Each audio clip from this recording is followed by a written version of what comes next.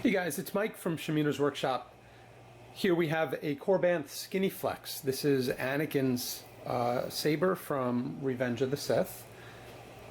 This is installed with a Nano Biscotte power extender for the flash on clash, as well as 18650 battery, recharge port, Tri-Cree in Hilt LED with a blue, royal blue, and white dies. Grips have been attached. I worked with Mike Firth, who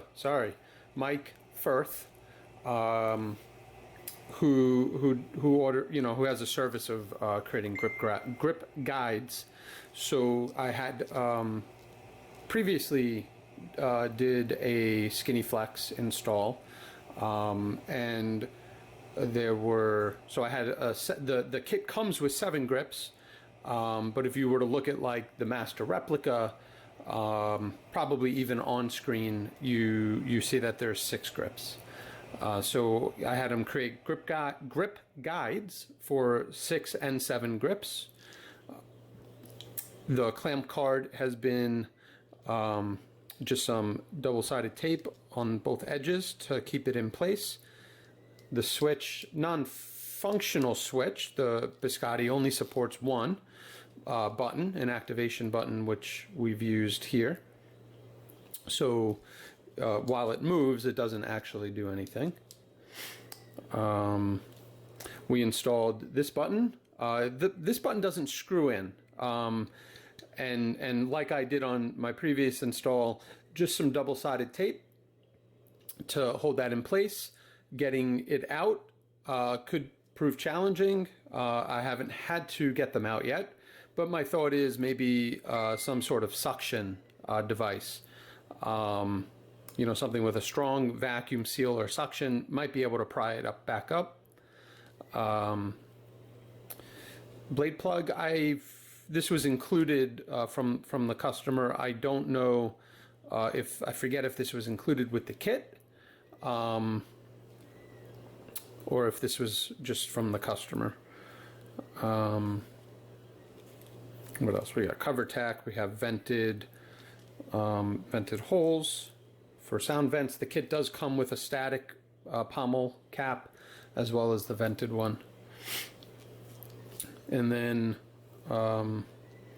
we can open the pommel, the bottom. We have a 28mm bass speaker, of echo. We have our recharge port. We have a chassis, which is one of the print-it-yourself chassis from Goth that holds the Nano Biscotte. We have access to our SD card. The chassis is held in with some set screws up here, so that's nice and locked in. And SD card just pops right out to reprogram. And the color extender, I have it taped and adhered to the back side of the prism, just to keep everything locked in, keep it from moving around, and the tape also helps to keep the prism adhered. I did not use any glue or epoxy, and it's a nice tight fit. So that prism, I'm sorry, not prism, that Nano Biscotte won't go anywhere. So we can pop the kill key. This time we will do it together. Nano Biscotte supports only 3 sound banks. And so the customer provided the sound fonts for this. Fire it up. So we have that nice shine through from the Tri-Cree. The 3 die have been resistored, half ohm, half watt resistor on all 3. Even the white die was resistored, which maybe it's overkill since it won't always be on. But better be safe than sorry.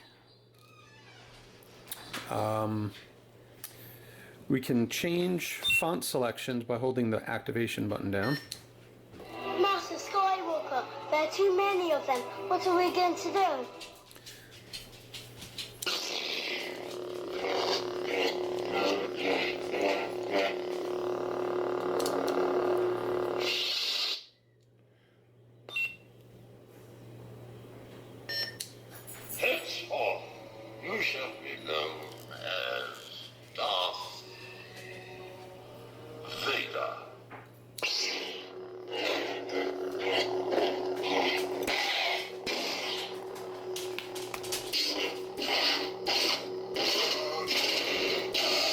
be a little difficult to see on the video, but we can see on Clash, the white mixes in with the blues to create a Flash on Clash mix. I also have a blade. I haven't actually tested this, but we can loosen the blade retention screw.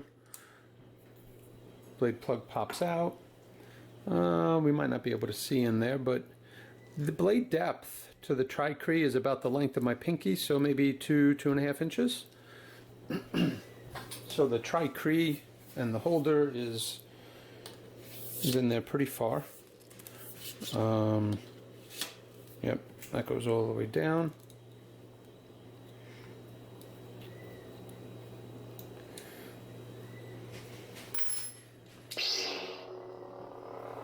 Not the best blade, but we can see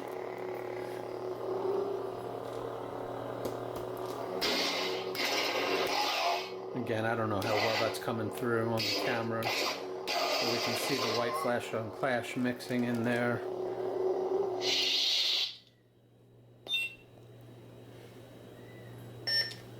This time we will do it together. I was about to say that. The same blue, so both blue dyes are at their max drive setting, 1023.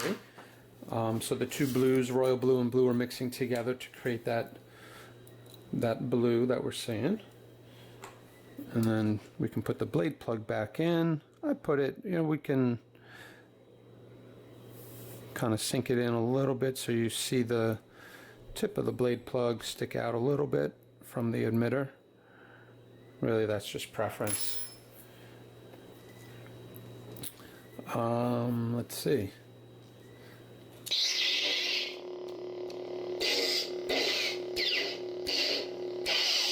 Okay.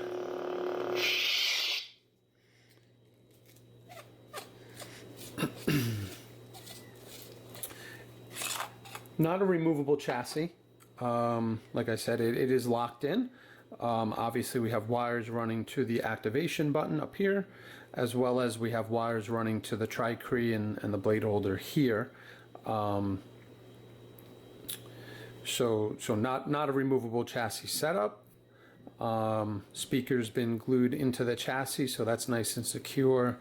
I always put a little bit of Loctite, blue Loctite on my recharge ports, so that nut, this way you don't have to over tighten the nut, but at the same time not worry that the recharge port or the nut's going to come loose. The wires down here, obviously they've been soldered onto the recharge port connectors, but then the recharge ports has some shrink wrap, clear shrink wrap, just to protect and kind of lock in those wires, which then comes, so you have the speaker wires, you have the recharge port wires coming through here. And then all the soldering, all the wires are soldered from underneath, so it's nice and clean. And then the tape here also helps just to protect from any shorts. So yeah, now this can come off. I'm not going to take it off, but well, why not? You can always put new tape back on. But just to give you an idea, that's some good tape. But here we have access if we ever needed to remove the control box or do anything.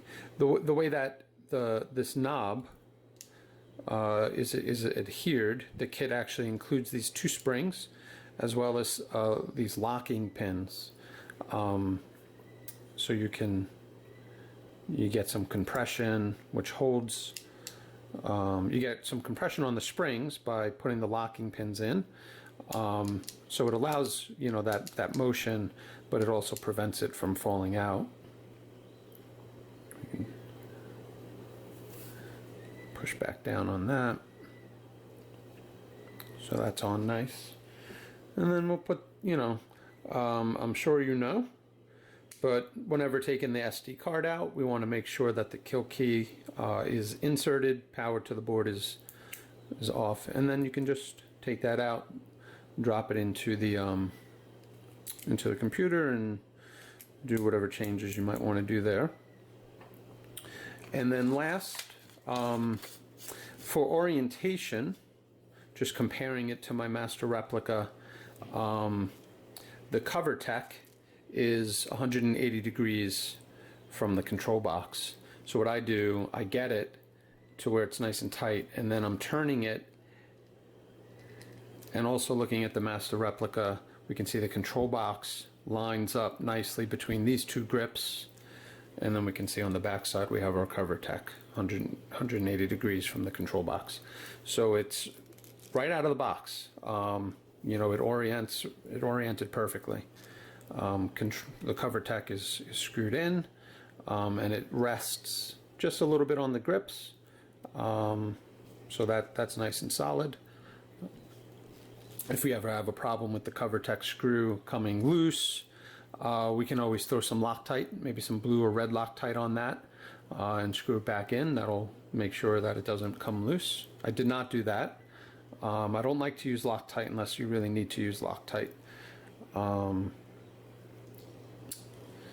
And then the pins, the same thing.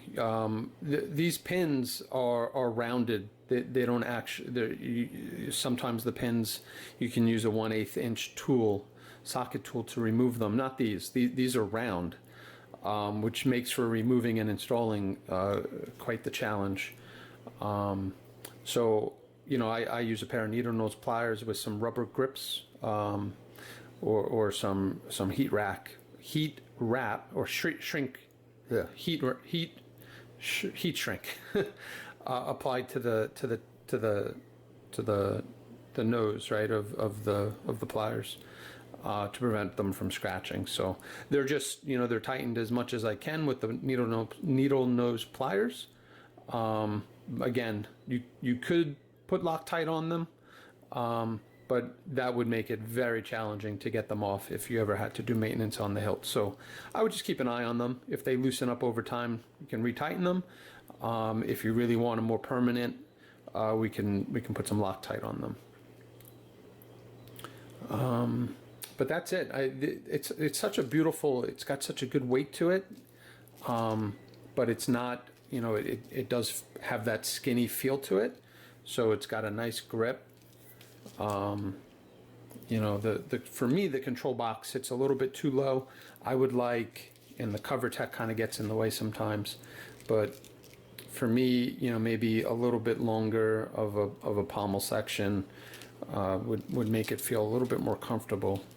But that's not a Korbanth issue, or the designer of this. I mean, that's just how the hilt was designed. Okay. Thanks for watching. Guys, have any questions? Drop them in the drop them into the comments below. I do have I have a SkinnyFlex, I have an AniFlex, I have the low ground. I have a few different models, so maybe like I did with the AS2, maybe I'll do a comparison between the master replica, the Korbanth SkinnyFlex, the wonderful Sabre low ground. I think I have a 7 chambers AniFlex coming, so there's a number of these that I could do a comparison video on, so maybe I'll try to do that. But let me know what your favorite one is. If you have a favorite, drop that in the comments as well. All right, guys, thanks for watching.